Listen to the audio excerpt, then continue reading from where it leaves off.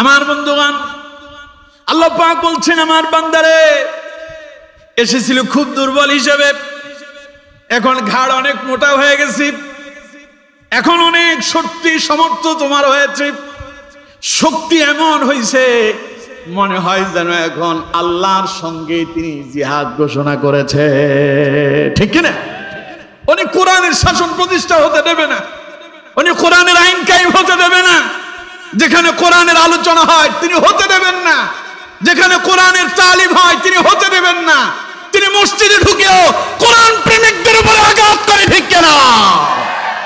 আমার বন্ধুগণ, প্রিয় ভাই সাহেব, তাহলে আমি আপনাদের সামনে যে হাদিসটি আলোকপাত করেছি, যে হাদিস তিলাওয়াত করেছি, সেই হাদিসে রাবি হচ্ছেন, বর্ণনাকারী সাহাবীর নাম হচ্ছে হযরতে আব্দুল্লাহ ইবনে আব্বাস রাদিয়াল্লাহু তাআলা আনহু।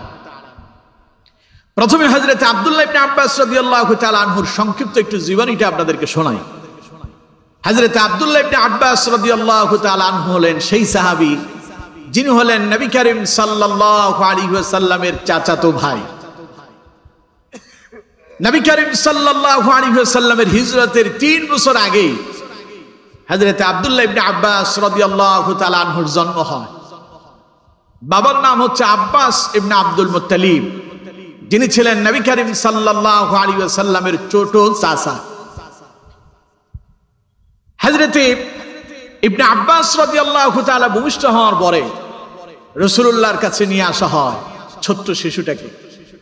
আল্লাহ নবী হযরতে আব্দুল্লাহ ইবনে আব্বাস রাদিয়াল্লাহু তাআলা আনহুকে তাহনিক করলেন। নবীজি তার মুখের ভিতরে রাসূলুল্লাহর নিজের একটু থুতু দিয়ে দিলেন আর আল্লাহর দরবারে দোয়া করলেন, আল্লাহুম্মা ফাক্কিহু ফিদ্দীন ওয়া আল্লিমহু তা'ওয়িল ওয়া ইলমুহু তা'ওয়িল। নবীজি দোয়া করলেন, আল্লাহ তুমি ছোট্ট শিশুটাকে ইলমে ফিকার জ্ঞান আর তাফসীরের জ্ঞান দিয়া পরিপূর্ণ করে দাও। আল্লাহুম্মা ফাক্কিহু ফিদ্দীন, আল্লাহ তাকে তুমি দ্বীনের জ্ঞান দিয়া পরিপূর্ণ করো।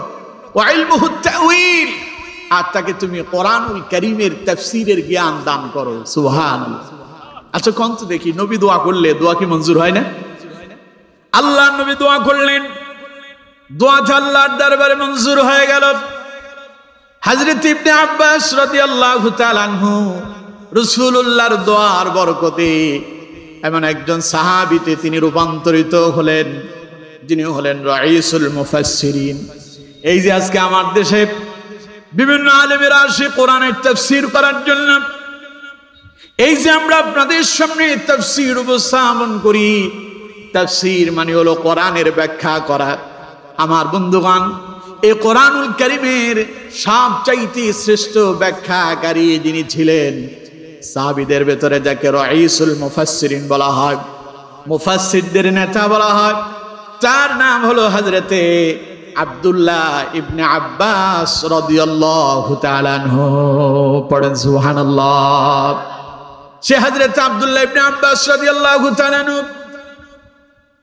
নবীজির দোয়ার বরকতে এমন এক জনপ্রিয়তা অর্জন করলেন, তাম পৃথিবীতে আজ যে মুফাসসিরেরা কোরআনের ব্যাখ্যা করে, এই ব্যাখ্যা শুরু করেছিলেন হযরত ইবনে আব্বাস রাদিয়াল্লাহু তাআলা আনহু। আমার বন্ধুগণ, সেই হযরত আব্দুল্লাহ ইবনে আব্বাস রাদিয়াল্লাহু তাআলা আনহু তিনি হলেন সেই সাহাবী নবীজি থেকে যে সমস্ত সাহাবীরা হাদিস বর্ণনা করলেন, 7 জন সাহাবী সবচাইতে বেশি হাদিস বর্ণনা করেছেন। তাদের ভেতরে শ্রেষ্ঠ হলেন হযরতে আবু হুরায়রা রাদিয়াল্লাহু তাআলা আনহু, আর ওই 7 জনের একজন হলেন হযরতে আব্দুল্লাহ ইবনে আব্বাস রাদিয়াল্লাহু তাআলা আনহু। পড়েন সুবহানাল্লাহ। হযরত আব্দুল্লাহ ইবনে আব্বাস রাদিয়াল্লাহু তাআলা আনহু রাসূলুল্লাহ থেকে 1660টি হাদিস বর্ণনা করেছেন। সেই 1660টি হাদিস থেকে আমি আপনাদের সামনে কয়টা হাদিস বলছি? সবাই বলেন কয়টা? ওই একটি হাদিস, যেই হাদিসটা আমার আপনার জীবনের জন্য অতীব প্রয়োজনীয়।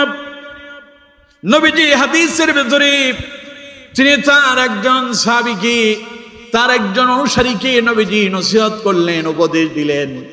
সাহাবী রাসূলুল্লাহর কাছে এলেন, নবীজি বললেন ইগতানিম খামসান ক্বাবলা খামসিন। ও আমার সাহাবী শোনো, তোমার জীবন থেকে 5টা জিনিস হারিয়ে যাওয়ার পূর্বে সেই 5টা জিনিসকে মূল্যায়ন করো। কয়টা জিনিস? সবাই বলেন কয়টা? এই 5টা জিনিস আমার আপনার জীবনে সব সময় এসেছে। এই 5টি জিনিসের সাথে আমার আপনার দেখা হয়, কিন্তু আমার বন্ধুগণ বড় দুর্ভাগ্যের বিষয় হলো এই মানুষের মাঝে এমন অনেক মানুষ আছে যারা এই 5টা জিনিসকে সঠিকভাবে মূল্যায়ন করতে পারে না। আমার বন্ধুগণ বললে বুঝতে পারবেন সেগুলো কি। আল্লাহ নবী বললেন 1 নাম্বার শাবাবাকা ক্বাবলা হিরামিক। নবীজি বললেন সাহাবীরে, বার্ধক্য আসার পূর্বেই তুমি তোমার যৌবনটারে মূল্যায়ন করো। বুঝতেছেন কথা? বার্ধক্য আসার আগে যৌবনটারে মূল্যায়ন করা। এবার কোন তো দেখি আমার আর আপনার সঙ্গে যৌবনের কানেকশন আছে না নাই? কথা বলেন, আছে না নাই? বার্ধক্যের কানেকশন আছে না নাই? আমার বন্ধুগণ, যখন যৌবন দেহ থেকে চলে যায় বার্ধক্য এসে যায়, আর বার্ধক্য এসে গেলে যৌবন আর ফিরে পাওয়া যায় না। যৌবনে মানুষ কত কিছু করে। আচ্ছা আমার বন্ধুগণ, আমি আপনাদেরকে জিজ্ঞাসা করি, আমরা যে দুনিয়া আসছিলাম, আমরা কি যৌবনের শক্তি সামর্থ্য নিয়ে দুনিয়া আসছিলাম? দুনিয়ায় যখন আসছিলাম আমাদের মতো অত দুর্বল আর কিছুই ছিল না। মুরগির ডিম আপনারা মাঝে মধ্যে তাই বসান না? বাড়িতে মহিলারা বসায় না? আমাদের ফেনীর ভাষায় কয় উমে বসানো। কি বলে? উমে বসায়। কয়েকটা ডিম এক জায়গায় রাখে, মুরগি এসে সেটাতে তা দেয়। তা দেওয়ার পরে ওই ডিম থেকে একটা সময় মুরগির বাচ্চা ফোটে। আচ্ছা কোন তো দেখি, মুরগির বাচ্চা যখন ওই ডিম থেকে ফোটে, মুরগি মনে হয় বাচ্চাটারে কোলে নিয়ে দুধ খাওয়ায়। ছোট্ট একটা ডিম থেকে ছোট্ট একটা মুরগির বাচ্চা বের হলো। মুরগির বাচ্চা বের হয়ে দৌড়ানি শুরু করছে। মা তার মুখের ভেতরে খাবার তুলে দিতে হয়নি, মুরগির বাচ্চা নিজের খাবারটা নিজেই খেতে পারে। কোনটা তার খাবারের উপযোগী, কোনটা উপযোগী নয় সে খুব ভালো করে জানে। আপনি তারে কিছু চাউল দেন, সাথে কিছু পাথর দেন, দেখবেন ওই ছোট্ট মুরগির বাচ্চাটা পাথরগুলোকে বেছে বেছে আলাদা করে রেখে দেবে, আর চাউলগুলো নিজের খাদ্য হিসেবে গ্রহণ করবে। তাইলে কোন তো দেখি, এই ছোট্ট মুরগির বাচ্চাটারে যিনি জ্ঞান দান করলেন তিনি কে? এবার আর আমার আর আপনার কথা বলেন, দুনিয়া আসছি যখন মায়ের গর্ভ থেকে, মায়ের গর্ভ থেকে দুনিয়া আসার পরে খুব দৌড়া দিলাম নাকি? দৌড় দিছেন? মায়ের গর্ভ থেকে দুনিয়া আসার পরে দাঁড়াতে পেরেছেন নাকি? নিজের খাবারটা নিজে খেতে পেরেছেন নাকি? কথা কয় না। খেতে পারছেন? দুনিয়া আসার পরে ওয়া ওয়া করে কান্না করা ছাড়া কোনো উপায় ছিল না। খিদা লেগেছে, ওয়া ওয়া করে কান্না করেছেন। পেটে ব্যথা, ওয়া ওয়া করে কান্না করতেছেন। মাথা ব্যথা, ওয়া ওয়া করে কান্না করতেছেন। প্রস্রাব করে দিয়েছেন, বিছানা ভিজায় ফেলেছেন, পায়খানা করেছেন, ওয়া ওয়া করে কান্না করতেছেন। আল্লাহ রাব্বুল আলামিন বলেন, ও দুনিয়ার মানুষরা, কত দুর্বল করে তোরে আমি আল্লাহ বানালাম। এই দুর্বলতার পরে তোরে আমি আল্লাহ আবার শক্তি দিয়া যৌবন দিলাম। এই যৌবনের পরে আবার আমি তোরে দুর্বল বানায় দেব। সূরা রুমের 54 নম্বর আয়াতে আল্লাহ পাক বলছেন, আল্লাহুল্লাযী খালাকাকুম মিন দু'ফিন সুম্মা জা'আলা মিন বা'দি দু'ফিন কুওয়া সুম্মা জা'আলা মিন বা'দি কুওয়াতিন দু'ফান ওয়া শাইবা। পড়েন আল্লাহু আকবার। আমার বন্ধুগণ, আল্লাহ পাক বলছেন, আমার বান্দারে এসেছিল খুব দুর্বল হিসেবে, এখন ঘাড় অনেক মোটা হয়ে গেছি, এখন অনেক শক্তি সামর্থ্য তোমার হয়েছে, শক্তি এমন হয়েছে মনে হয় যেন এখন আল্লাহর সঙ্গে তিনি জিহাদ ঘোষণা করেছে, ঠিক কিনা? উনি কোরআনের শাসন প্রতিষ্ঠা হতে দেবে না, উনি কোরআনের আইন কায়েম হতে দেবে না। যেখানে কোরআনের আলোচনা হয় তিনি হতে দেবেন না, যেখানে কোরআনের তালিম হয় তিনি হতে দেবেন না। তিনি মসজিদে ঢুকেও কোরআন প্রেমিকদের উপরে আঘাত করে, ঠিক কিনা? এখন অনেক পাওয়ার, ঘাড় অনেক মোটা হয়েছে। আল্লাহ তাআলা স্মরণ করায় দিচ্ছেন, আল্লাহুল্লাযী খালাকাকুম মিন দুরফিন সুম্মা জাআলা মিন বা'দি দুরফিন কুওয়া। তিনি আল্লাহ আল্লাযী খালাকাকুম মিন দুরফিন, যিনি তোমাদেরকে অত্যন্ত দুর্বল করে তৈরি করেছেন। সুম্মা জাআলা মিন বা'দি দুরফিন কুওয়া, এরপরে একটা সময় তিনি তোমাদের এই দুর্বলতা দূর করে দিয়েছেন। তিনি তোমাদের দেহে এক শক্তি দিলেন। শক্তি দেওয়ার পরে যেই মানুষটা এক সময় ওয়া ওয়া করে কান্না করা ছাড়া তার কোনো ভাষাই ছিল না, সে এখন কথা বলতে পারে, সে এখন হাঁটতে পারে, সে এখন নিজের কর্ম নিজেই করতে পারে। এখন শুধু সে নিজে নয়, বরং তার অধীনস্থ আরো অনেকদেরকে তিনি একসাথে পরিচালনা করার ক্ষমতাও রাখেন। আচ্ছা কম তো দেখি, এই দুর্বল মানুষটারে যিনি সবল বানালেন তিনি কে? তাইলে আমার বন্ধুগণ, আমরা ছিলাম দুর্বল, আল্লাহ আমাদেরকে যৌবন দিয়ে সবল বানালেন। এই যৌবন পার পরে আল্লাহ রাব্বুল আলামিন বলেন, বান্দারে তোমার যখন হুঁশ থাকে না, তুমি যখন ইয়াবার সঙ্গে মিশে যাও, মদ জুয়ার সঙ্গে মিশে যাও, গান বাজনা সিনেমার সঙ্গে মিশে যাও, আমি আল্লাহরে যখন ভুলে যাও, আমি তোমারে স্মরণ করায় দিচ্ছি, আমার বান্দারে তোমার এই যৌবন তোমার কাছে চিরজীবন থাকবে না।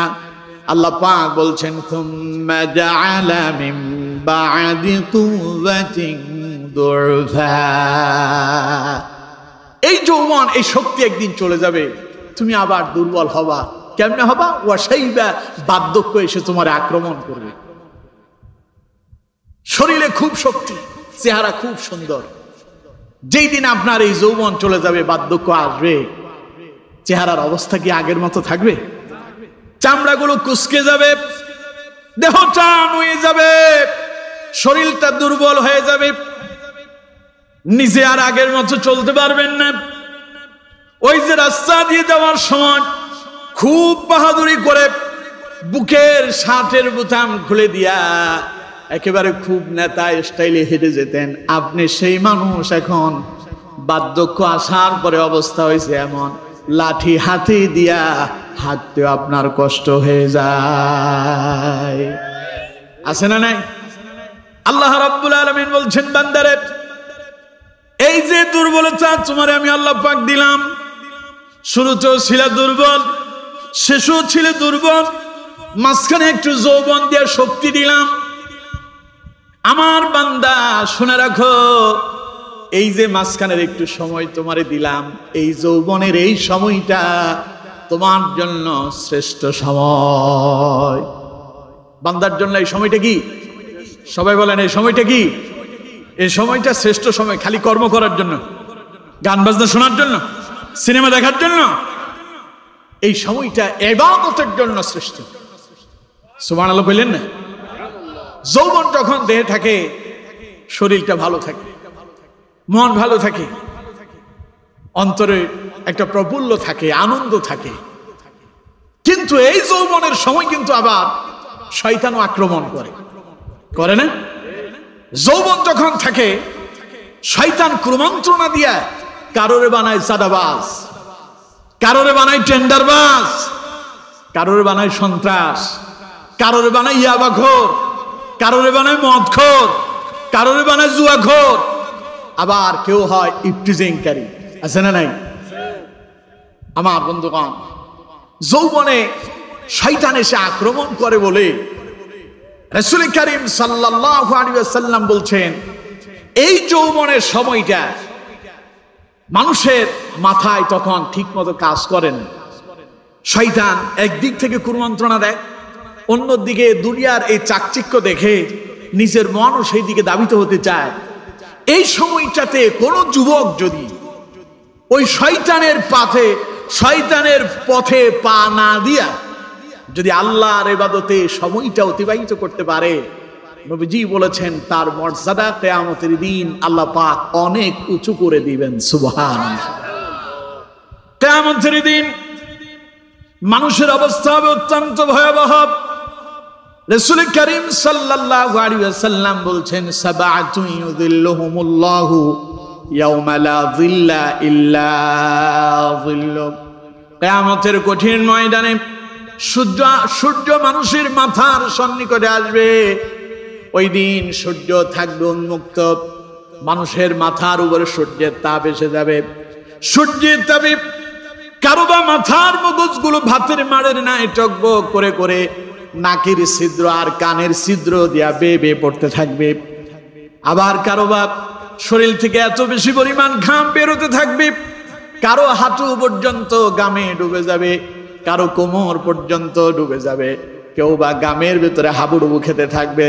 ওই কিয়ামতের দিন আল্লাহ রাব্বুল আলামিনের আরশে আজিমের ছায়া ছাড়া আর কোন ছায়া সেই দিন খুঁজে পাওয়া যাবে না। এই সূর্যের এই প্রচন্ড তাপ থেকে বাঁচার জন্য একটা আশ্রয়স্থল আছে, সেটা হলো আল্লাহ পাকের আরশে আজিমের ছায়া। আল্লাহ পাকের আরশে আজিমের কথা বলে না, আল্লাহ পাকের আরশে আজিমের এই ছাড়া আর কোন ছায়া। নবীজি বলেছেন, ও যুবকরা শোনো, তুমি যদি তোমার যৌবনে ওই শয়তানের পথে না গিয়ে তোমার এই যৌবনটারে যদি আল্লাহর ইবাদতে অতিবাহিত করতে পারো, রাসূলুল্লাহ বলেছেন, ওয়াশাবুন নাশাআ ফি ইবাদাতিল্লাহ, কিয়ামতের দিন আল্লাহ রাব্বুল আলামিন তোমারে আল্লাহর আরশে আজিমের ছায়া তলে আশ্রয় দান করবেন। 7 শ্রেণীর লোক সেই দিন আল্লাহর আরশে আজিমের নিচে ছায়া পাবে, আশ্রয় পাবে। তার ভেতরে এক শ্রেণী হলো যুবকেরা। এক শ্রেণী হলো কারা? আমার বন্ধুগণ। তাহলে এখন বৃদ্ধরা বলবে, হুজুর এই ওয়াজ তো খালি যুবকদের জন্য, আমাদের জন্য না, এরকম নাকি? কথা বলেন এরকম? একটু সামনে আগাই না, বুঝতে পারবেন ওয়াজটা আপনার জন্যও দরকার। আমার বন্ধুগণ, তাহলে যৌবনে শয়তান আমাদেরকে ওয়াসওয়াসা দেয়। এই শয়তানের ওয়াসওয়াসায় পড়ে মানুষ কত খারাপ কাজ করতেছে। কিন্তু আমার বন্ধুগণ, আবার আল্লাহর কিছু গোলাম এমন আছে যারা এই যৌবনটাকে আল্লাহর ইবাদতে অতিবাহিত করেছে। ঠিক কিনা? কথা বলতে হবে, ঠিক কিনা? আমার বন্ধুগণ, এই যৌবনে আমাদের কিছু করণীয় আছে। করণীয় আছে না? যুবকরা একটু আওয়াজ দেবে। যুবকরা কত দেখি, এই যৌবনে আমাদের কি কিছু কাজ করার দরকার আছে না নাই? কিছু আমলের প্রয়োজন আছে। শোনো যুবক বন্ধুরা, নবী করিম সাল্লাল্লাহু আলাইহি ওয়াসাল্লাম তোমাদের ব্যাপারে বলেছেন, ও যুবকেরা তোমরা কি জানো, রাসূলুল্লাহ বলেছেন, আমি যখন কালেমার দাওয়াত দিয়েছি, আমার এই কালেমার দাওয়াতি কাজে আমাকে সবচাইতে বেশি সহযোগিতা যারা করেছিল তারাই ছিল যুবকেরা। পড়েন সুবহানাল্লাহ।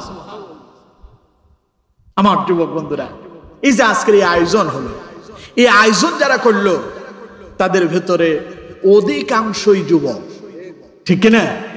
এই যুবকেরা ইচ্ছে করলে এখানে একটা গান বাজনার আয়োজন করতে পারত, একটা সিনেমা থিয়েটারের আয়োজন করতে পারত। ওরা এটা করলে ওদের লস হতো না, লোকসান হতো না, নেতারা তাদেরকে পয়সা গড়িয়ে দিত। কিন্তু এই ছেলেগুলো যে কোরআনের মাহফিলের আয়োজন করলেন, এর পেছনে একটা উদ্দেশ্য আছে না নাই? ওই যে আপনাদের সভাপতি আলামিন ভাই বলছিলেন, আমাদের এতটুকুন চাওয়া, এই যে আপনারা এত মানুষ এলেন, এখান থেকে একটা মানুষও যদি আল্লাহর একটা কোরআনের আয়াত অথবা রাসূলুল্লাহর একটা বাক্য, একটা হাদিসের যদি আমল করে, তাইলে আমাদের আজকের এই প্রোগ্রামটা সফল। ঠিক না? তাইলে আমার বন্ধুগণ, আপনিও তো যুবক, আপনার মতো যুবকেরা রাস্তার ভেতরে মদ গাঁজার সঙ্গে মিশে গিয়েছে, হেরোইনের সঙ্গে মিশে গিয়েছে, সন্ত্রাসের সাথে মিশে গিয়েছে, চাঁদাবাজি করতেছে। আপনি তো সেখানে যান নাই। আপনার মর্যাদা কিয়ামতের দিন আল্লাহ পাক এত বৃদ্ধি করবেন যে আপনাকে তিনি তার আরশে আজিমের ছায়া তলে আশ্রয় দান করবেন। পড়েন সুবহানাল্লাহ।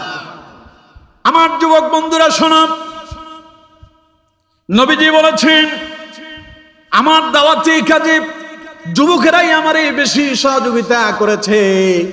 ও যুবকেরা, আজ রাসূলুল্লাহর ইসলাম দারুণ বিপদের ভিতরে পড়েছে। নবীজির ইসলামকে আবার পুনরায় প্রতিষ্ঠা করার জন্য যুবকদেরকে আবার ঐক্যবদ্ধ হতে হবে, যুবকদেরকে আবার সিদ্ধান্ত গ্রহণ করতে হবে। প্রয়োজনে যুবকদেরকে রাস্তায় নেমে, ময়দানে নেমে রক্ত দিয়ে হলেও আল্লাহর দ্বীন কায়েমের জন্য ঝাঁপিয়ে পড়া লাগবে।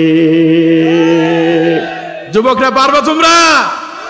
যদি তোমাদেরকে আরেকবার কোরআনের রাজ কায়েম করার জন্য, ইসলামকে প্রতিষ্ঠা করার জন্য, রাসূলুল্লাহর দ্বীন বিজয়ের জন্য যদি তোমাদেরকে ডাক দেওয়া হয়, সেই ডাকে শামিল হওয়ার জন্য কারা কারা রাজি আছো? দুই হাত তুলে আল্লাহরে দেখাও। আল্লাহ আমাদের এই হাতগুলো কবুল করুন। চিল্লায় বলেন আমিন। আল্লাহ তুমি আমাদের আশা বসাকে কবুল করো, বলুন আমিন। যুবক বন্ধুরা, এই যে তোমরা দ্বীনের কাজে আসবে, তোমাদের পেছনে কিন্তু একটা চক্র, একটা শ্রেণীর মানুষ তোমাদেরকে বিপদগামী করার জন্য, পথভ্রষ্ট করার জন্য তারা বসে আছে। আছে না নাই? যুবকরা, তোমার হাতে থাকার কথা বই, তোমার হাতে থাকার কথা কলম, তোমার হাতে থাকার কথা, তোমার হাতে থাকবে বই, খাতা, কলম, এগুলো তোমার হাতে শোভা পাওয়ার কথা। কিন্তু তোমার হাতে কে রিভলভার ধরায় দিল? তোমার হাতে কে বোমা ধরায় দিল? কে তোমার সন্ত্রাস বানালো? কে তোমার চাঁদাবাজি করতে লাগাই দিল? ও কি তোমার বন্ধু? কথা বলেন, ও কি তোমার বন্ধু? ওরা হলো মতলববাজ, সুবিধাবাজ। এরা তোমাদেরকে ব্যবহার করছে, এরা তোমাদেরকে ব্যবহার করে নিজেরা নিজেদের অবস্থাকে বাঁকামুক্ত করছে, আর তোমাদেরকে তারা বিপদগামী আর বিপদগ্রস্ত করে দিচ্ছে। ঠিক কিনা যুবকরা? এজন্য তোমাদেরকে সচেতন হতে হবে, তোমাদেরকে সতর্ক হতে হবে। আমার আজকের যুবকদেরকে দেখলে মাঝে মধ্যে খুব আফসোস হয়। আপনাদের এই মাহফিলে আসতে গিয়ে আমার প্রায় 14 ঘন্টা সময় লাগছে। কত ঘন্টা? ফজর পড়লাম 5:30টায়, 5:30টায় ফজর পড়িয়া গাড়িটা আমি নিজে স্টার্ট দিলাম, দিয়ে আমার ড্রাইভাররে তার বাড়ি থেকে নিয়ে আসলাম। রওনা হলাম সেই ফেনী থেকে। সকাল 5:30টায় বের হলাম, আপনাদের এখানে এসে পৌঁছালাম সন্ধ্যা 7:30। কত ঘন্টা হইল? কত? 14 ঘন্টা। কত ঘন্টা? এই 14 ঘন্টার পথে আমার সাথে কিছু যুবকদের দেখা হয়েছে। যখন আমি বগুড়া ওভারটেক করছি, কিছু যুবকদেরকে দেখলাম কয়েকটা মোটর সাইকেল নিয়ে, 10-12টা বা 15টা হবে, রাস্তা দিয়ে তারা যাচ্ছে। পুরো রাস্তা ব্লক করে দিই। পেছন থেকে আমরা হর্ন দেই, ওরা পেছন থেকে এইভাবে করে তাকায়, চোখ রাঙায় তাকায়। হর্ন থেকে দেয়, রাস্তা তো আমাদের বাপের। কথা কি বুঝেন? কি পাওয়ার তাদের! কিছুক্ষণ পর যখন মাগরিবের নামাজ শেষ করে যখন আপনাদের চেয়ারম্যান মোড় আসলাম, আসার পরে আপনাদের মাহফিল কমিটির সাথে আমার কথা হলো। জিজ্ঞাসা করলেন, হুজুর কোথায় আছেন? আমি বললাম যে চেয়ারম্যান মোড় আসছে। এই কথা বলে 2 মিনিট সামনে আগানোর পরে দেখলাম মোটর সাইকেল অ্যাক্সিডেন্ট হয়েছে। গাড়িটা সাইড করলাম। গাড়ি থেকে নামার পরে যেই দৃশ্য দেখেছি তা দেখে আমার কলিজাটা দারুণভাবে নাড়া দিয়েছে। মোটর সাইকেলটা দেখলাম সামনের চাকা এবং সকেট জাম্পার সহ এটা এক জায়গায় পড়ে আছে, পেছনের সাইডটা আরেক জায়গায় পড়ে আছে। পেছনের চাকা এবং গাড়ির বডি, তেলের যে টাঙ্কিটা আছে সেটা এটা থেকে আরো 10 হাত দূরে পড়ে আছে।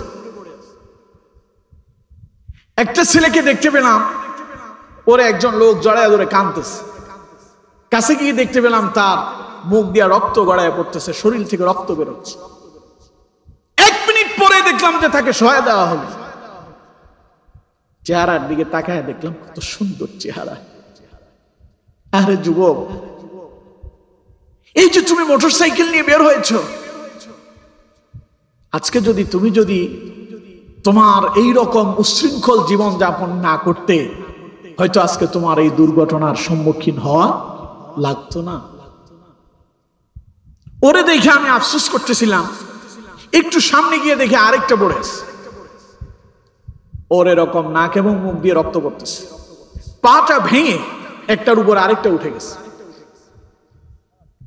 সেখানকার লোকজনদেরকে বললাম, এদেরকে একটু হেল্প করেন, হসপিটালে নেওয়ার ব্যবস্থা করেন। একজন মুরব্বী এসে আমাকে বললেন যে, বাবাজি, এই ছেলেগুলো এত দ্রুত গতিতে মোটরসাইকেল চালাইছে, আমরা ওদেরকে আরো 20 হাত দূর থেকে এদেরকে সিগন্যাল দিয়েছি, আস্তে চালাও বাবা, শুনে নাই কথা। এরা এসে একটা ট্রাকের পেছনে মেরে দিয়েছে। আমি ভাবলাম দুইজন, কিছুক্ষণ পরে শুনি যে 3টা মোটরসাইকেল, একটা এখানে পড়ে আছে, 2টা অন্য জায়গায় পড়ে আছে। আরো 3 জনকে বের করে নিয়ে আসা হলো, এদেরও চেহারা থেকে রক্ত ঝরছে। পরে যা শুনলাম তা হলো উচ্ছৃঙ্খল জীবন যাপন। 120 কিলো গতিতে তাদের গাড়ি চলছে, নিয়ন্ত্রণ করতে পারে নাই, মুহূর্তের ভেতরে স্পট ডেড। যুবকরা,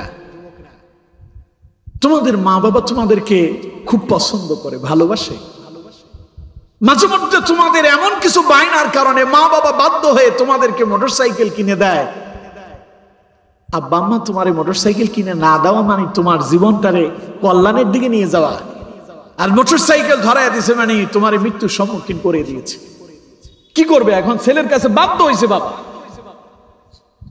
বলে এখন একজন মোবাইল করল, বাড়িতে তার বাপের কাছে বলল, আব্বা আমি ভালো আছি, আমার চাচাতো ভাই তুহিন ও তো জায়গায় শেষ হয়ে গেছে। ওরে জিজ্ঞাসা করলাম, তুমি কেমনে বেঁচে আছো? ও বলল যে আমি পেছনে আরেকটা গাড়িতে ছিলাম, আমাদের গাড়িটা আস্তে আস্তে চলতেছিল।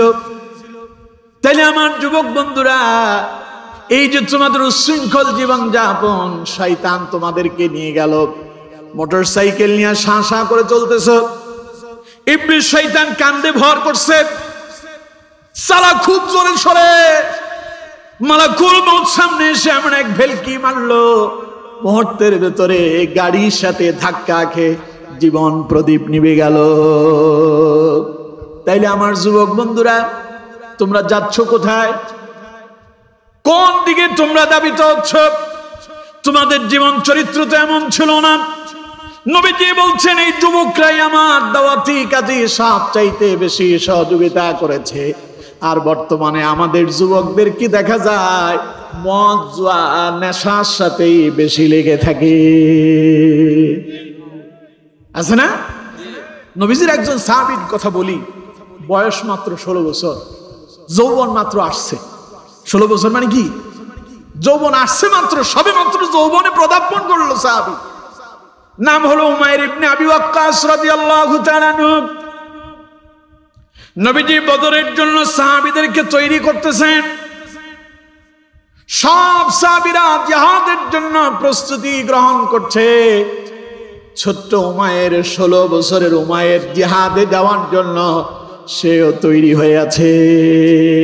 সুবহানাল্লাহ। তার বড় ভাইয়ের নাম হলো সাদ ইবনে আবি ওয়াক্কাস রাদিয়াল্লাহু তাআলা আনহু।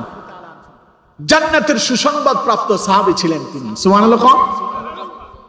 হযরত সাদ ইবনে আবি ওয়াক্কাস রাদিয়াল্লাহু তাআলা আনহু বলছেন, আমি লক্ষ্য করলাম আমার ছোট ভাই উমাইর, এই যে অসংখ্য সাহাবীরা জিহাদের জন্য প্রস্তুতি নিচ্ছে, তাদের ভেতরে বারবার ভিড়ের ভেতরে লুকিয়ে পড়তেছে। হযরত সাদ ইবনে আবি ওয়াক্কাস বললেন, ঘটনাটা আমি দেখলাম, সন্দেহ হলো আমার ছোট ভাই উমাইর এমন করছে কেন? হযরত সাদ ইবনে আবি ওয়াক্কাস রাদিয়াল্লাহু তাআলা আনহু বলেন, আমি আমার ছোট ভাই উমাইরের কাছে গেলাম, জিজ্ঞাসা করলাম, ছোট ভাই তুমি এমন করতেছো কেন? আমি লক্ষ্য করেছি বারবার তুমি লোকালয়ের মাঝে লুকিয়ে যাও, এর কারণ কি? হযরত উমাইর ইবনে আবি ওয়াক্কাস রাদিয়াল্লাহু তাআলা আনহু বললেন, বড় ভাই আমার, আজকের এই জিহাদের জন্য অসংখ্য সাহাবীরা প্রস্তুত হয়েছে, তৈরি হয়েছে, তাদের ভেতরে আমিও শামিল হয়েছি। বয়সে আজকের এই সব সাহাবীদের ভেতরে আমি সবচাইতে ছোট। আমি মনে মনে ভাবতেছি, আমি যদি রাসূলুল্লাহর নজরে পড়ে যাই, নবীজি যদি আমাকে দেখে ফেলেন, নবীজি হয়তো আমাকে ডাক দিয়ে বলবেন, ও উমাইর এদিকে আসো। উমাইর তুমি কেন এখানে আসছো? আমি বলবো, হুজুর আমি জিহাদে যাওয়ার জন্য আসছি। নবীজি হয়তো আমারে বলতে পারেন, উমাইর তুমি ছোট মানুষ, জিহাদে যাওয়ার প্রয়োজন নাই। হযরত উমাইর বললেন, বড় ভাই রাসূলুল্লাহ যদি একবার যদি আমারে নিষেধ করে দেয় তাহলে আমার আর জিহাদে যাওয়াই হবে না। আপনি জানেন নাকি আমার কি মনে হচ্ছে? আমার মনে হচ্ছে আজকের জিহাদের ময়দানে গিয়া আমি শাহাদাত বরণ করতে পারবো, আর আমার রক্তের বিনিময় মুসলমানদের বিজয় এসে যাবে। জিহাদে গিয়ে কাফেরদেরকে হত্যা করে বিজয় করবো, এটা বলেন নাই? কি বলেছিলেন? আমার মনে হয় জিহাদের ময়দানে গিয়া আমি শাহাদাত বরণ করতে পারবো। শহীদ তাকে বলা হয় যিনি দ্বীনের জন্য, দ্বীনকে বিজয় করার জন্য কাফেরদের হাতে নির্যাতিত হয়ে যিনি ইন্তেকাল করেন, তারে মৃত বলে না, তারে বলে শহীদ। তাকে কি বলে? হযরত উমাইর ইবনে আবি ওয়াক্কাস বললেন, বড় ভাই আমার মনে হচ্ছে জিহাদের ময়দানে আমি শাহাদাত বরণ করব, কিন্তু নবী যদি আমার নিষেধ করে দেন তাহলে তো আমার জিহাদে যাওয়া হবে না। হযরত সাদ ইবনে আবি ওয়াক্কাস বলেন, আমি আমার ভাইয়ের এই কথা শুনে আশ্চর্য হলাম, ছোট্ট মানুষ বলে কি। অপেক্ষা করতে লাগলাম শেষ দৃশ্যটা দেখার জন্য। নবীজি উপস্থিত সাহাবীদেরকে বললেন, তোমরা সবাই সারিবদ্ধভাবে, লাইনবদ্ধভাবে, কাতারবদ্ধভাবে দাঁড়িয়ে যাও। সব সাহাবী যখন সারিবদ্ধভাবে দাঁড়ায় গেল, একটা সারিতে হযরত উমাইরও দাঁড়ায় গেল। নবীজি সাহাবীদেরকে আলাদা করছেন, কে কোন জায়গায় জিহাদের ময়দানে কাজ করবে। আলাদা করতে গিয়া নবীজির সামনে এলো ছোট্ট সাহাবী হযরতে উমাইর ইবনে আবি ওয়াক্কাস রাদিয়াল্লাহু তাআলা আনহু। নবীজি ছোট্ট উমাইরকে দেখে বললেন, উমাইর তুমি কেন আসছো? উমাইর বলতেছেন, ইয়া রাসূলুল্লাহ আমি জিহাদে যাব। তুমি জিহাদে যেয়ে কি হবে? উমাইর বললেন, ইয়া রাসূলুল্লাহ আমার মনে হয় জিহাদে গিয়া আমি আমার জীবন দিয়া ইসলামের বিজয় এনে দিতে পারবো।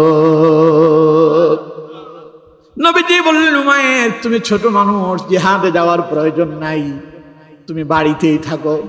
হযরত উমাইর হাউমাউ করে কান্না শুরু করলেন, হুজুর আমারে যেতে অনুমতি দেন। এত বেশি পরিমাণ কান্না করলেন, নবীজি হযরত উমাইরকে অনুমতি না দিয়া পারলেনই না। নবীজি বললেন, ঠিক আছে উমাইর কান্না বন্ধ করো, তুমিও আমাদের সঙ্গে জিহাদে যাবে। হযরত উমাইর রাসূলুল্লাহর অনুমতি ক্রমে ওই বদরের প্রান্তরে কাফেরদের বিরুদ্ধে জিহাদে অংশগ্রহণ করলেন। ওই বদরের প্রান্তরে 14 জন সাহাবী শাহাদাত বরণ করলেন। ওই 14 জনের একজন হলেন হযরতে উমাইর ইবনে আবি ওয়াক্কাস রাদিয়াল্লাহু তাআলা আনহু। পড়েন আল্লাহু আকবার। 14 জন সাহাবীর লাশ নিয়ে আসা হলো রাসূলুল্লাহর সামনে। হযরতে উমাইরের লাশটা রাসূলুল্লাহর সামনে এলো। নবীজি হযরত উমাইরের চেহারার দিকে তাকালেন। একজন সাহাবী বললেন, হুজুর এই তো সেই উমাইর, জিহাদে যাওয়ার জন্য যে উমাইর কান্না করছিল।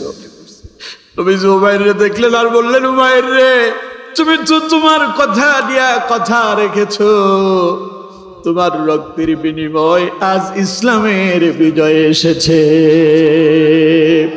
ওরে উমাইর রে তুমি যে তোমার রক্ত দিয়া, তোমার জীবন দিয়া তুমি যে ইসলামের বিজয় এনে দিয়েছো, উমাইর বিশ্বাস করো। নবীজি বললেন, উমাইর রে তোমার জন্য আল্লাহর জান্নাত তোমার জন্য সুসজ্জিত হয়ে আছে। এই জন্য আমার যুবক বন্ধুরা তোমাদেরকে বলছি, 16 বছরের উমাইর যৌবন মাত্র এসেছে। সে উমাইর ওই যৌবনের তাড়নায় পড়ে অশ্লীল মন্দ কাজের দিকে যান নাই, দিন বিজয়ের জন্য ঝাঁপিয়ে পড়লেন, জীবন দিলেন। আর জীবন দিয়া বদরের প্রান্তরে মুসলমানদের জন্য বিজয় এনে দিলেন। তুমি তো সেই উমাইরের উত্তরসূরি, তুমি তো খাব্বাবের উত্তরসূরি, তুমি তো খুবাইবের উত্তরসূরি, তুমি তো বিলালের উত্তরসূরি, তুমি তো তালহার উত্তরসূরি, তুমি তো আবু বকরের উত্তরসূরি, তুমি তো হযরত ওমরের উত্তরসূরি, তুমি রাসূলুল্লাহর উত্তরসূরি। নবীজির উম্মত হওয়ার পরও কি করে তুমি গাঁজা আর হেরোইন মদের সঙ্গে মিশেছো? এটা তো তোমার চরিত্রের সঙ্গে যায় না, এটা তো তোমার কর্মকাণ্ড হতে পারে না। তোমার কাজ হওয়ার কথা, আজান হওয়ার দেরি, তুমি মসজিদে যেতে দেরি হওয়ার কথা ছিল না। তোমার চরিত্র হওয়ার কথা ছিল তুমি আল্লাহর কোরআন অধ্যয়ন করবে, কোরআন দিয়ে জীবন যাপন করবে। তুমি আল্লাহর কোরআনের জন্য তোমার জীবন বাজি রেখে তুমি চেষ্টায় শামিল হয়ে যাবে, ঠিক না? কিন্তু যুবকরা যাচ্ছ কোথায়? ও যুবক বন্ধুরা শোনো, উমাইর রাদিয়াল্লাহু তাআলা আনহুর মত তুমিও যদি তোমার জীবনে শপথ গ্রহণ করতে পারো, আমি আজ থেকে নামাজ ছেড়ে দেব না, আজ থেকে আমি ইসলাম বিরোধী কর্মকাণ্ড করব না, আজ থেকে আমি সিনেমা দেখব না, গান বাজনা শুনবো না, বাকি জীবন আল্লাহর দ্বীনের জন্য, ইসলামের জন্য অতিবাহিত করব। শুনে রাখো যুবক, জান্নাতে হযরত ইমাম হাসান এবং হুসাইন রাদিয়াল্লাহু তাআলা আনহুর সঙ্গে তোমার হাসর হয়ে যাবে। কারণ রাসূল করিম সাল্লাল্লাহু আলাইহি ওয়াসাল্লাম বলছেন, আল হাসান ওয়াল হুসাইন সাইয়্যিদা শাবাবি আহলিল জান্নাহ। চিল্লায়ে পড়েন সুবহানাল্লাহ। নবীজি বলেছেন জান্নাতে যুবকদের নেতা হবে নবীজির কলিজার টুকরা দুই নাতি হযরত ইমাম হাসান এবং ইমাম হুসাইন রাদিয়াল্লাহু তাআলা আনহু। সুবহানাল্লাহ বললেন না? যুবক বন্ধুরা, তাহলে এই যৌবনটাকে যদি কাজে লাগাতে পারো, তোমার হাসর হবে ইমাম হাসান হুসাইনের সাথে। আর যদি তা করতে না পারো, ওই যে শয়তানদের বান্ধে পড়ে যাও, রাস্তায় গিয়ে অগ্নি সংযোগ করো, গাড়ি ভাঙচুর করো, মানুষ হত্যা করো, সাদাবাজি করো, টেন্ডারবাজি করো, বিশ্বাস করো যাদের কথা শুনে এই কাজ করছো, কিয়ামতের দিন তারাও ধরা পড়বে আর তুমিও তাদের সঙ্গে ধরা পড়ে যাবে। কথা আমার না আল্লাহ? কোরআন থেকে শুনুন, আল্লাহ রাব্বুল আলামিন বলছেন, ওয়াকিলা লাহুম আইনামা কুনতুম তা'বুদুন মিন দুনিল্লাহি হাল ইয়ানসুরুনাকুম আও ইয়ানতাসিরুন ফাকুবকিবু ফিহা হুম ওয়াল গাযুন। পড়েন আল্লাহু আকবার। আল্লাহ পাক বলছেন, কিয়ামতের দিন যারা আল্লাহকে বাদ দিয়ে, রাসূলুল্লাহর আদর্শ বাদ দিয়া, কোরআন দিন ইসলাম বাদ দিয়া পথভ্রষ্ট হয়েছিল দুনিয়ায় যারা, ওদেরকে কিয়ামতের দিন প্রশ্ন করা হবে, ওয়াকিলা লাহুম আইনা মা কুনতুম তা'বুদুন। কিরে ও মন্দ লোকেরা, খারাপ লোকেরা, তোদের আজ ওই নেতারা কোথায় যাদের দুনিয়া অনুসরণ করেছিলে? মিন দুনিল্লাহি হাল ইয়ানসুরুনাকুম আও ইয়ানতাসিরুন। আল্লাহর বাদ দিয়া যাদের অনুসরণ করছো, আল্লাহ দৈনিক নামাজ কয় ওয়াক্ত ফরজ করছেন? সবাই বলেন কয় ওয়াক্ত? আল্লাহ নামাজ ফরজ করছে, ও আল্লাহর কথা শোনে না। নেতা বলছে রাতের আধারে গিয়া বোমাবাজি করতে হবে, ও সেটাই করে, ঠিক কিনা? আল্লাহ পাক বলবেন, ওয়াকিলা লাহুম আইনা মা কুনতুম তা'বুদুন। তারা আজ কোথায় যাদের অনুসরণ করেছিলে? আজকে তারা নিজেদেরকে বাঁচাতে পারবে নাকি? মিন দুনিল্লাহি হাল ইয়ানসুরুনাকুম আও ইয়ানতাসিরুন। আজকে তারা তোমাদের কোনো উপকারে আসবে না, আজ তারা তাদের নিজেদেরকে বাঁচাতে পারবে। আল্লাহ পাক বলবেন, ফাকুবকিবু ফিহা হুম ওয়াল গাযুন। ফেরেশতাদেরকে ডেকে বলবেন, ও ফেরেশতারা, এই সমস্ত নেতারা যারা তাদের কর্মীদেরকে নামাজের কথা বলে নাই, যারা তাদের কর্মীদেরকে মা বাবার সঙ্গে ভালো ব্যবহারের কথা বলে নাই, যারা তাদের কর্মীদেরকে কোরআন শিখার কথা বলে নাই, যারা তাদের কর্মীদেরকে দিয়া টেন্ডারবাজি করালো, সাদাবাজি করালো, ওদেরকে সন্ত্রাস বানালো, নেতা এবং কর্মী সবগুলোরে একত্রিত করো, ফাকুবকিবু ফিহা হুম ওয়াল গাযুন। সবগুলোরে একসাথে জাহান্নামে ঢুকায়া দাও। বলেন নাউযুবিল্লাহ। তাইলে হযরত ইমাম হাসান হুসাইনের সঙ্গে জান্নাতে যেতে চান?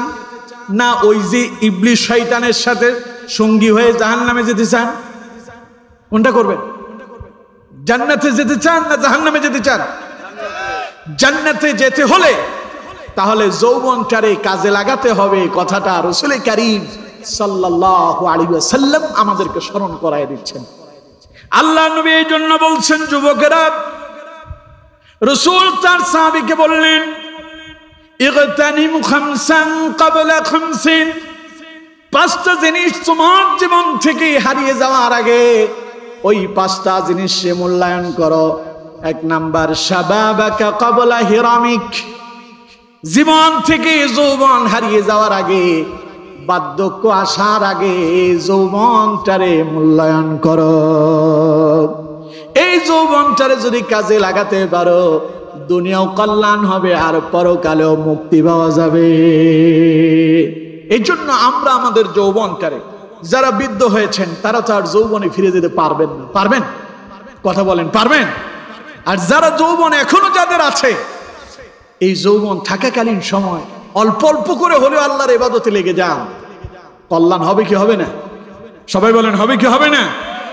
তাহলে এক নাম্বার নসিহত, বার্ধক্য আসার আগে যৌবনটারে কাজে লাগাতে হবে। পারবো তো ইনশাআল্লাহ? দ্বিতীয় নাম্বার, নবীজি বলছেন, ওয়াসিহহাতাকা ক্বাবলা সাকামিক, অসুস্থতা আসার আগে সুস্থতা থেকে কাজে লাগাও। অসুস্থতা তোমার মাঝে আসার আগেই আল্লাহ যে সুস্থতার নিয়ামত দিয়েছেন সেটারে মূল্যায়ন করো। আমরা যখন সুস্থ থাকি তখন আমরা আল্লাহরে চিনি না, ঠিক না? অসুস্থ হইলে তখন আল্লাহরে চিনি আমরা।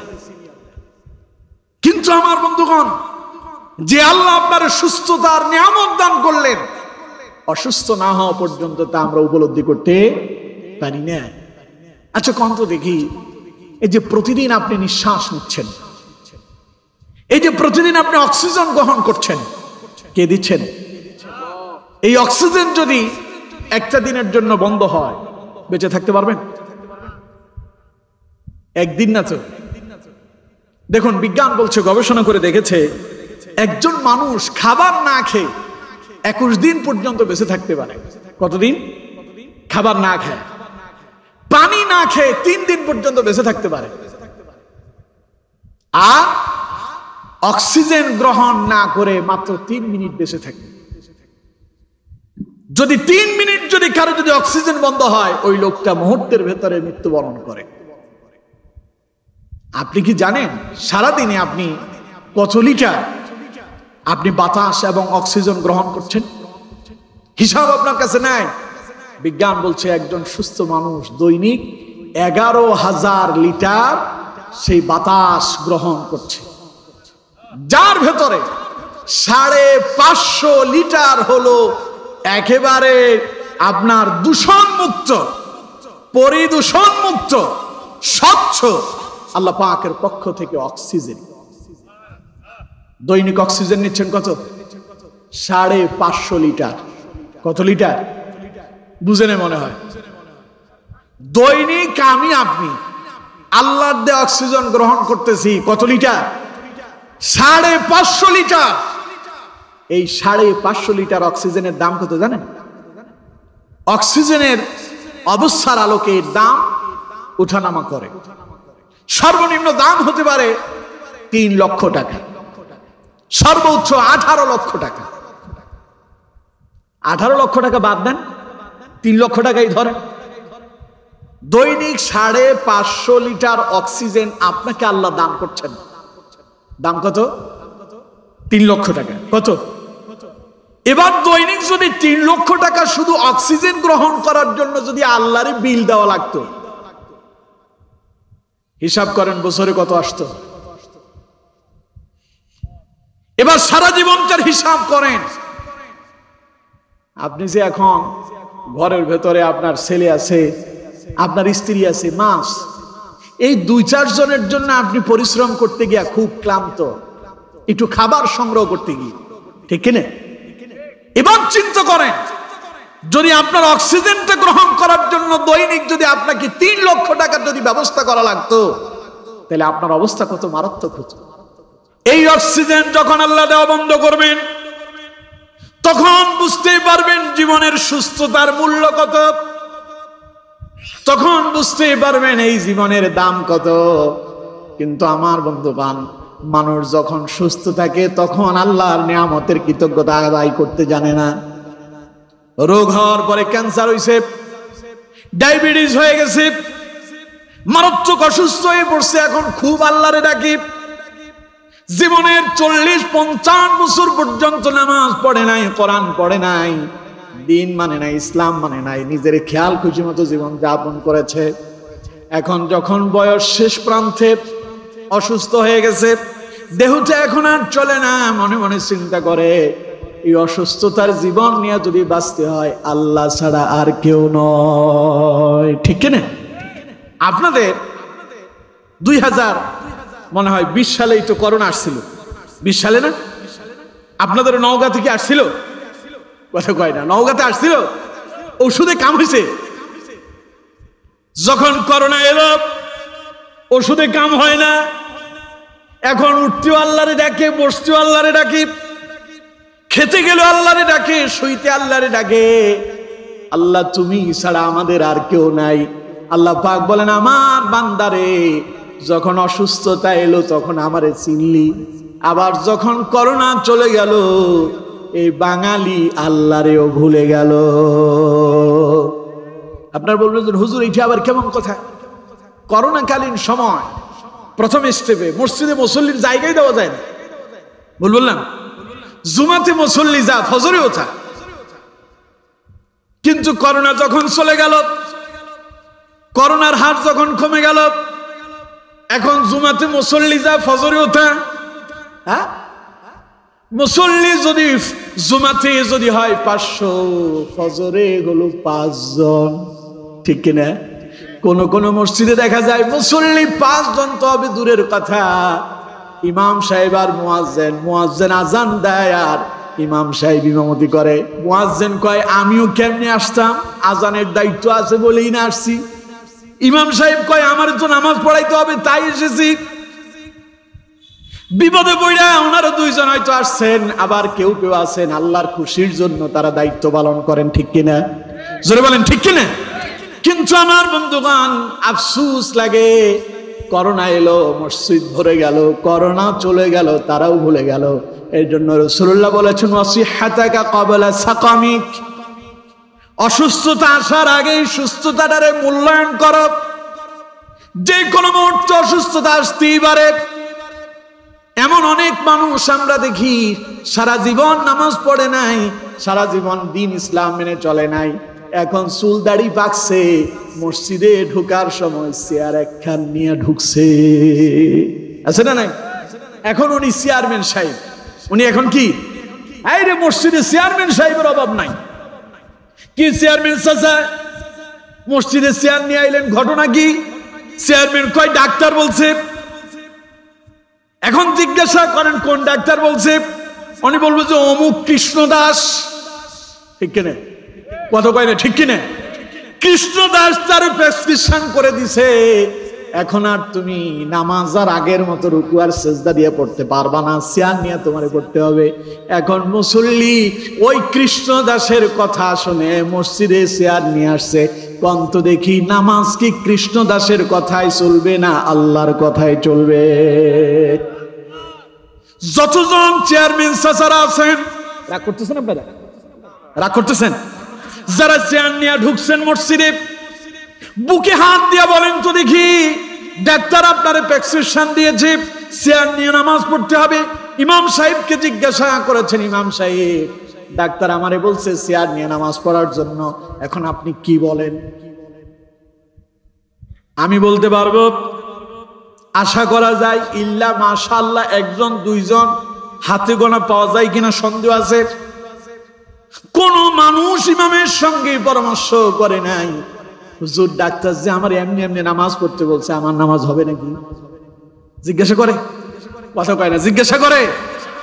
এবার চিন্তা করেন অসুস্থতা যখন এলো, এখন আপনি নামাজ পড়ার জন্য মসজিদে ঢুকলেন, নামাজ দাঁড়ায়া যখন নামাজ আদায় করতে হয়, ওই দাঁড়ায়া নামাজ পড়া সুন্নত না ফরজ?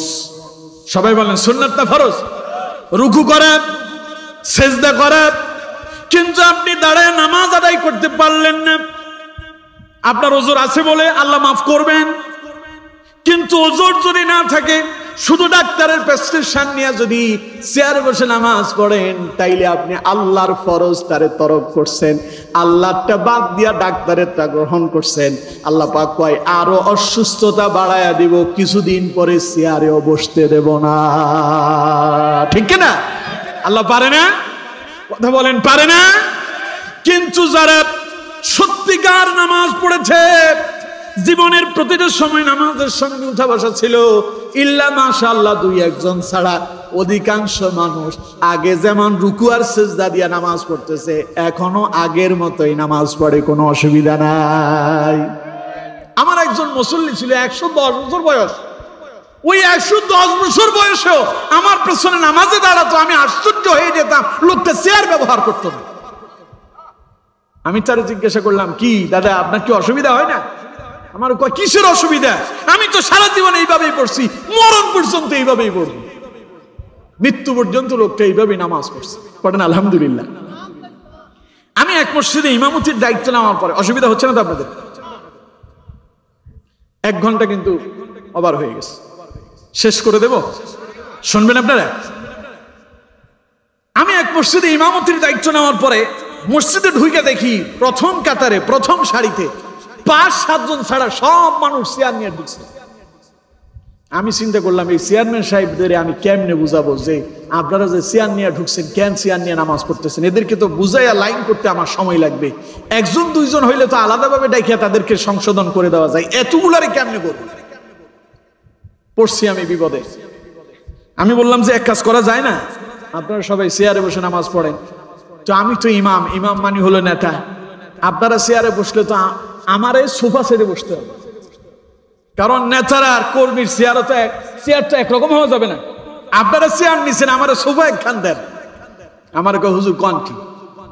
যে অবস্থা শুরু হয়েছে, আগামীতে দেখা যাচ্ছে যে ইমাম সাহেবের জন্য মিম্বারের মেহরাবের ভেতরে একখান সোফা সেট রাখতে হবে, পেছনে সব মুসল্লিদের জন্য চেয়ার দিতে হবে, কারণ ইমাম তো ইমাম, নেতা তো নেতা, নেতার মতোই থাকতে হবে, নেতাও চেয়ারে বসবে, পেছনে কর্মীরাও চেয়ারে বসবে, তাইলে আর কোনো অসুবিধা নেই। আমার কয় হুজুর আপনি এই কথা কেন কইলেন?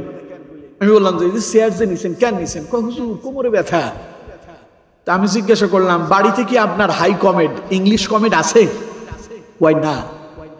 তো মাঝে মধ্যে পায়খানায় যান তো নাকি? না পায়খানাটা এখানে করেন না? কয় না হুজুর তা তো যাই। পায়খানা যে 10 মিনিট যে বসে থাকেন, কোমরের ব্যথা তখন কই যায়? নামাজের সময় তাশাহুদের বৈঠকে বসাটা কঠিন না, ওই যে বাথরুমে গিয়া পায়ের উপরে ভর দিয়ে বসাটা কঠিন? কোনটা কঠিন? পায়খানাটা কঠিন না? তা আপনি সেখানে 10 মিনিট থাকতে পারেন, আল্লাহর সামনে 2 মিনিট আপনি বসতে পারেন না এইভাবে? 2-1 জন চেয়ার ছেড়ে দিল, বাকি আরো কিছু লোকজন দেখি যে এখনো চেয়ারে নামাজ পড়ে। বুঝালাম, বুঝে না। তো এক কামিল মাদ্রাসার প্রিন্সিপাল আমার এখানে নামাজ পড়তে আসছিল, আমার পেছনে নামাজ পড়ার জন্য যখন তিনি দাঁড়ালো, দেখলো যে ডানে বামে অনেকগুলো চেয়ার, উনি গরম হয়ে গেছে। গরম হওয়ার পরে একজন বলতেছে, এই মাওলানা সাহেব, বয়সে আমি আপনার চাইতে বড় হব, এখন হয় মাসালা আপনি আমার বুঝাই দিবেন, আর না হলে আপনি যে এই কথা বলছেন এটা জবাব দিতে হবে। আমাদের ইমাম সাহেব আছে, আমার বলতেছে হুজুর আপনি বলেন। এখন মাওলানা সাহেব যে কথা বললো, চেয়ার দিয়ে নামাজ পড়লে আমাদের কারো নামাজ হবে না, এবার আপনি বলেন।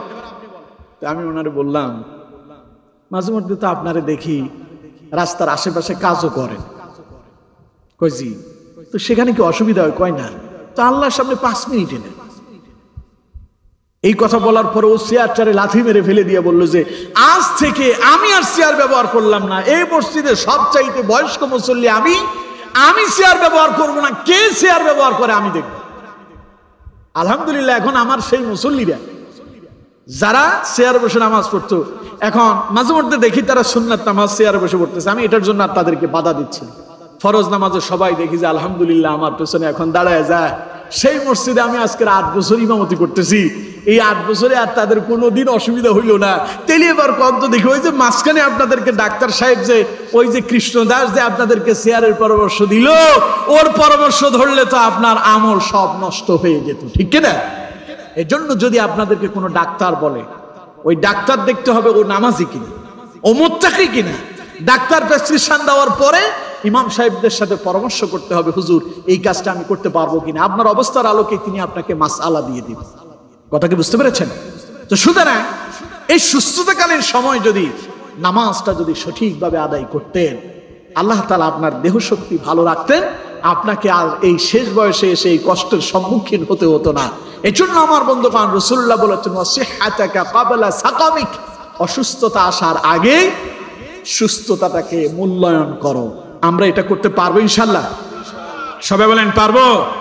মুরব্বীরা এখানে অনেকে আছে, অসুস্থতা আমাদের আসতে, যুবকদেরকেও বলি, অসুস্থতা আসতে বেশি সময় লাগে না। বলবে না এই আমি জ্বর আসতেছি তুই রেডি থাক, বলবে?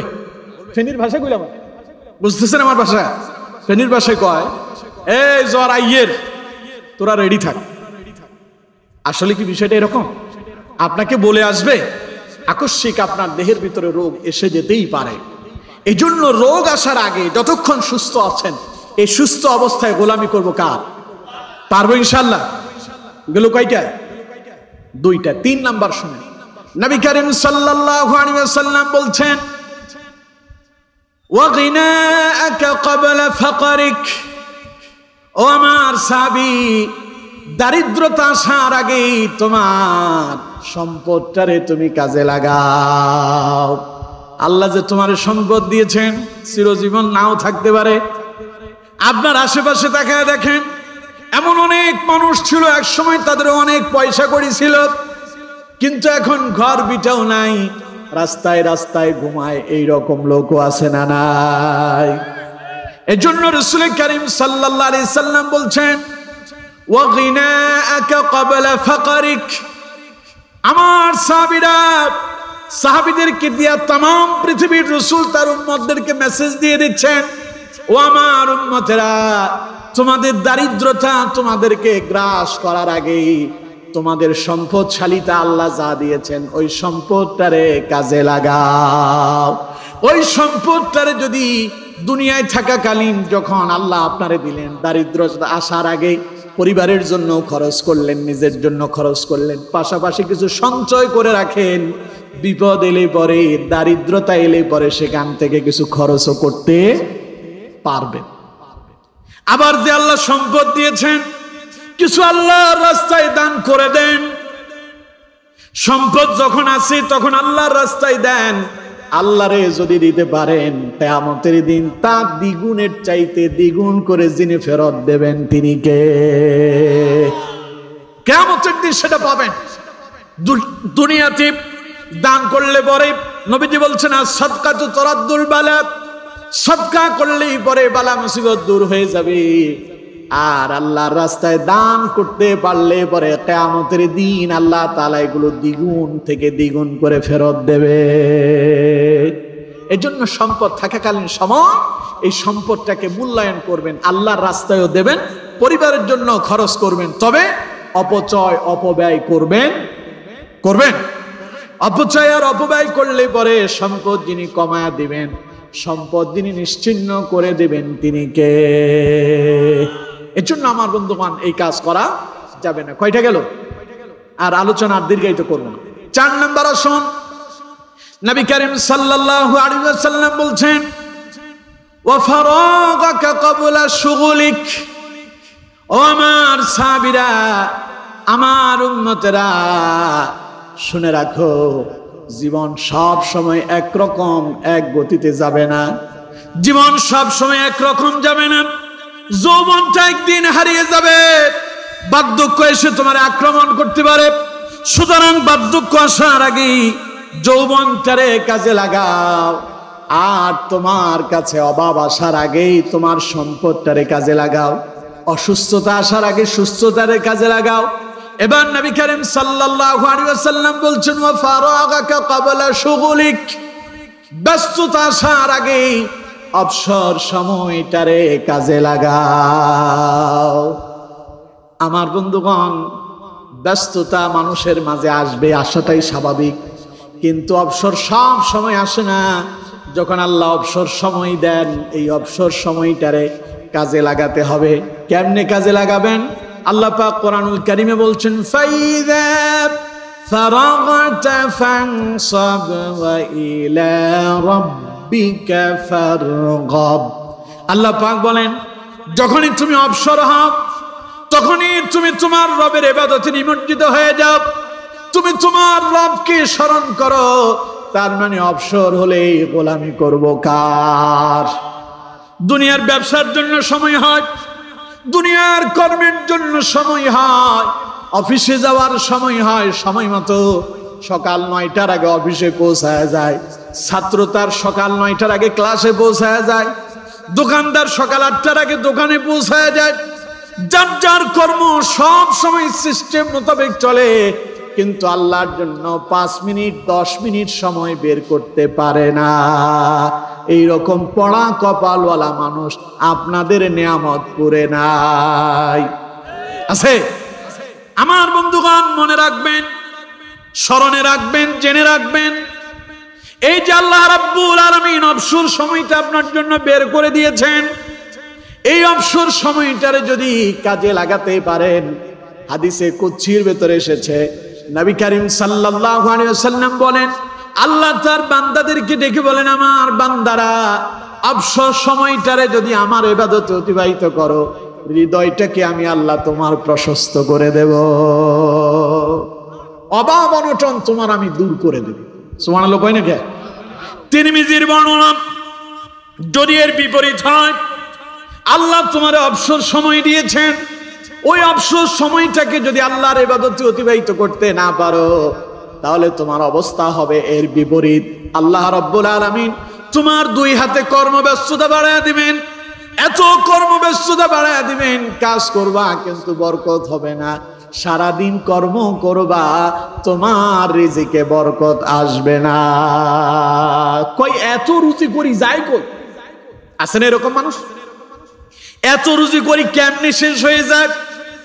নবীজি বলেছেন, আল্লাহ পাক ঘোষণা দিচ্ছেন, বান্দা তোমার রিজিকে বরকত হবে, অবসর সময়টাতে আমার ইবাদতে লেগে যাও। যদি তা করতে পারেন, রিজিকে যিনি বরকত দেবেন তিনি কে? অভাব অনটন যিনি দূর করে দেবেন তিনি কে? এইগুলো কয়টা? 4টা। ওয়া ফারাগাকা ক্বাবলা শুগুলিক। নবীজি বলেছেন, তোমার ব্যস্ততা আসার আগে অবসরটাকে কাজে লাগাও। 5 নাম্বার শুনেন, রাসূল করিম সাল্লাল্লাহু আলাইহি ওয়াসাল্লাম বলেছেন, ওয়া হায়াতাকা ক্বাবলা মাউতিক।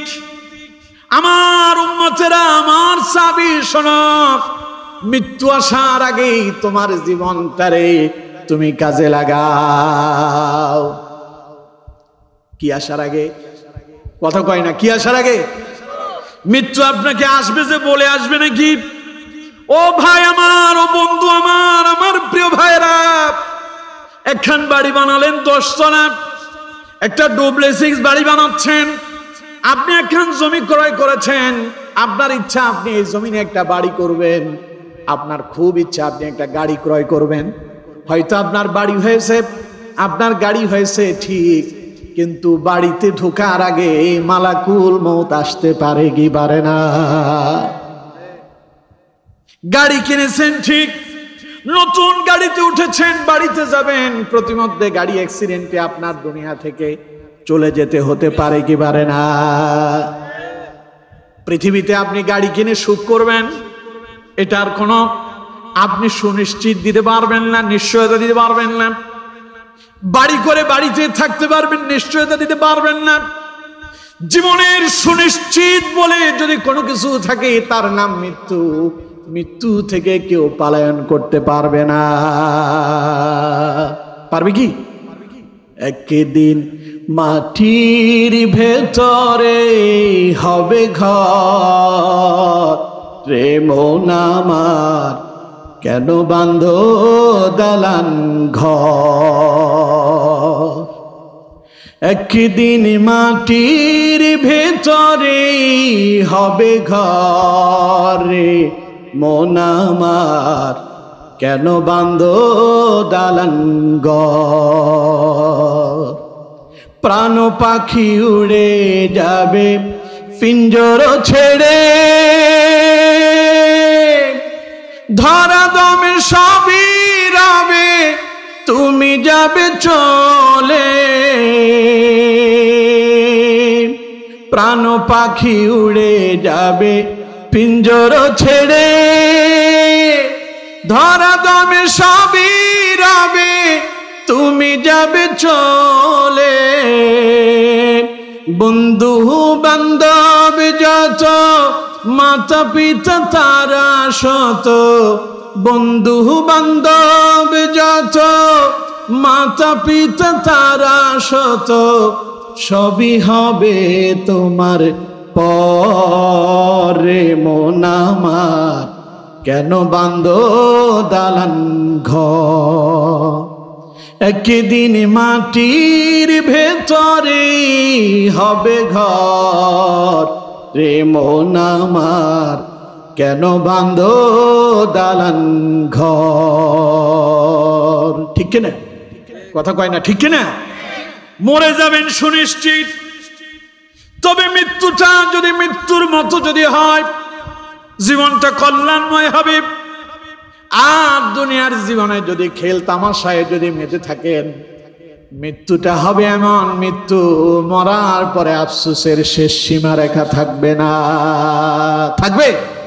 এই জন্য রাসূলুল্লাহ বলেছেন, ওয়া হায়াতাকা ক্বাবলা মাউতিক। আমার সাহাবী, মৃত্যু আসার আগেই জীবনটারে কাজে লাগাও।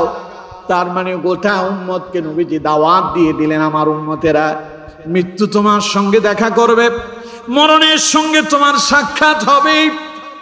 মৃত্যুর আগেই জীবনটারে কাজে লাগাও, না হলে মৃত্যু যেদিন আসবে, তুমি আরেকটি বার যদি সময় চাও, সময় তোমারে দেওয়া হবে না।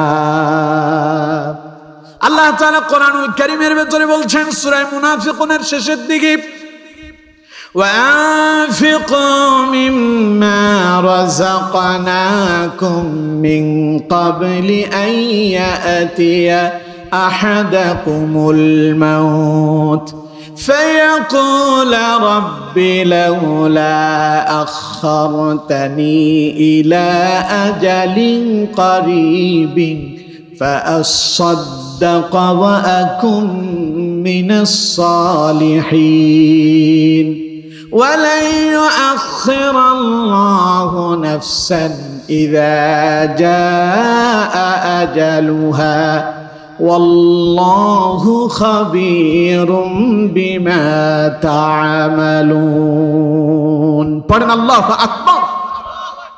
আল্লাহ পাক বলছেন, দুনিয়ার মানুষেরা, وَأَنفِقُوا مِمَّا رَزَقْنَاكُم مِّن قَبْلِ أَن يَأْتِيَ أَحَدَكُمُ الْمَوْتُ। আমি তোমারে যে রিজিক দিয়েছি, তোমারে আমি যে সম্পদ দিলাম, বান্দা আমার মৃত্যু আসার আগে সেখান থেকে আমি আল্লাহর রাস্তায় ব্যয় করো। কি আসার আগে? বুঝে নাই? কি আসার আগে? মৃত্যু আসার আগে আমার রাস্তায় ব্যয় করো। আর নবীজি বললেন, ওয়া হায়াতাকা ক্বাবলা মাউতিক, মৃত্যুর আগে জীবনটারে কাজে লাগাও। আল্লাহ পাক বলছেন, বান্দারে, যদি মৃত্যু আসার আগেই যদি তোমার সম্পদটা যদি আমার রাস্তায় ব্যয় করে, এখানে শুধু সম্পদ বলে খালি অর্থ সম্পদ নয়, গোটা জীবনটাই আল্লাহর দেওয়া সম্পদ। গোটা জীবন কার দেওয়া সম্পদ? এই হাত কে দিয়েছেন? এই পা গুলো কে দিয়েছেন? এই দুটো চক্ষু যিনি দিলেন তিনি কে? দুটো কান শোনার জন্য যিনি দিয়েছেন তিনি কে? নিঃশ্বাস নেওয়ার জন্য, অক্সিজেন গ্রহণ করার জন্য এই নাকটাকে যিনি দিলেন তিনি কে? এই যে একখান জিহ্বা দিলেন, চিন্তা করছেননি? এমন এক জিহ্বা আল্লাহ রাব্বুল আলামিন দান করলেন, হাজার রকমের খাবার খাবেন, নানান রকমের খাবার খাবেন, নানান রকমের স্বাদ যেই জিহ্বা দিয়া অনুধাবন করতে পারেন, বুঝতে পারেন, নিতে পারেন, এই জিহ্বা যিনি দিয়েছেন তিনি কে?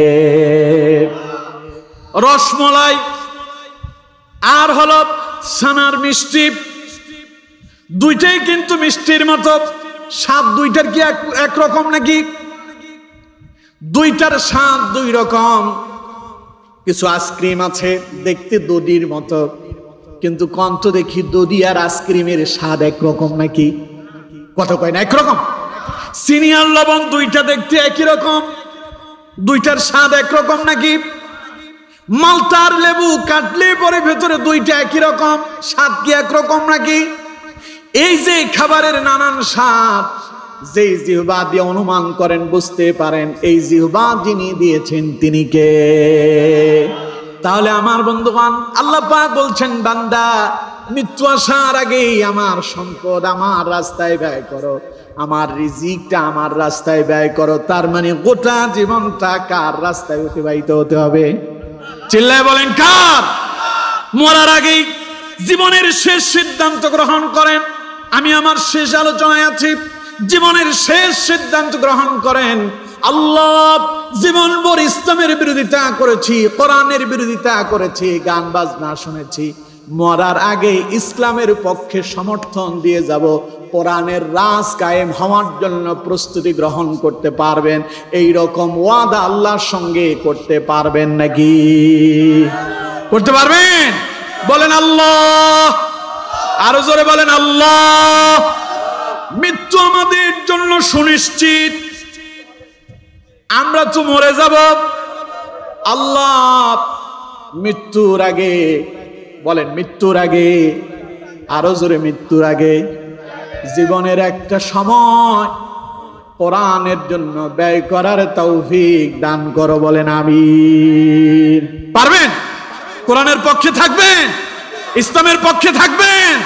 যেখানে কোরআনের ডাক আসবে, জীবন দেওয়া হলেও সেখানেই আমরা শামিল হব ইনশাআল্লাহ। আল্লাহ কবুল করুন, বলুন আমিন। আরো জোরে বলেন আমিন। আল্লাহ রাব্বুল আলামিন বলছেন, বান্দারে যদি তা করতে না পারো, মৃত্যুর আগে তোমাকে আমি যে সম্পদ দিলাম তা যদি আমার রাস্তায় যদি ব্যয় করতে না পারো, আল্লাহ রাব্বুল আলামিন বলছেন, ওয়ালা ইউআখিরাল্লাহু নাফসান ইযা জাআ আজালুহা। আগের আয়াতে যাই, ওইটা শেষ হয় নাই। আল্লাহ পাক বলছেন, মিন ক্বাবলি আইয়াতিয়া আহাদাকুমুল মাউত ফায়াকুলা রাব্বি লাউলা আখখারতানি ইলা আজালিন কারীব।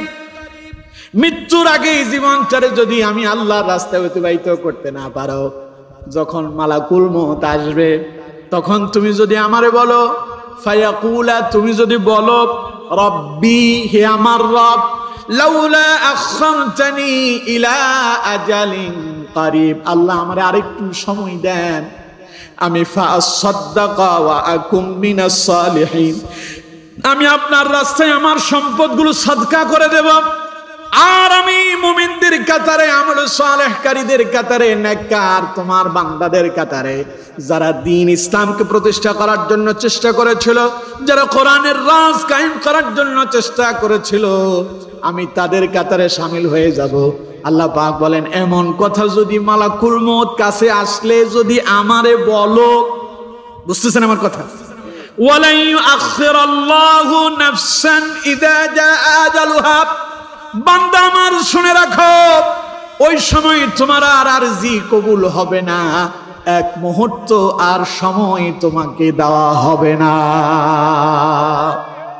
সুতরাং ওয়া হায়াতাকা ক্বাবলা মাউতিক, মৃত্যু আসার আগেই জীবনটারে যদি আল্লাহর রাস্তায় কাজে লাগাতে পারেন, তাহলে দুনিয়াও যিনি কল্যাণ দিবেন, পরকালেও যিনি কল্যাণ দেবেন তিনি কে? পারবেন এই পাঁচটা কাজ করতে? সময় মতো কাজে লাগাতে পারবেন? এক নাম্বার, স্মরণ আছে আপনাদের, বার্ধক্য আসার আগে যৌবনকে কাজে লাগাতে হবে। দুই নাম্বার, অসুস্থতা আসার আগেই সুস্থতাটাকে কাজে লাগাতে হবে। তিন নাম্বার, অভাব আসার আগে আল্লাহ যে সম্পদ দিয়েছেন তা কাজে লাগাতে হবে। চার নাম্বার, ব্যস্ততা আসার আগেই অবসর সময়টাকে কাজে লাগাতে হবে। পাঁচ নাম্বার, মৃত্যু আসার আগেই এই জীবনটারে কাজে লাগাতে হবে। পারবো আমরা ইনশাআল্লাহ? আল্লাহ তাআলা এই পাঁচটা নসিহত আমি যা আপনাদের সামনে আলোচনা করলাম, এর উপরে আল্লাহ পাক আমাকে এবং আপনাদের সকলকে বাস্তব জীবনে আমল করার তৌফিক দান করুন, বলুন আমিন।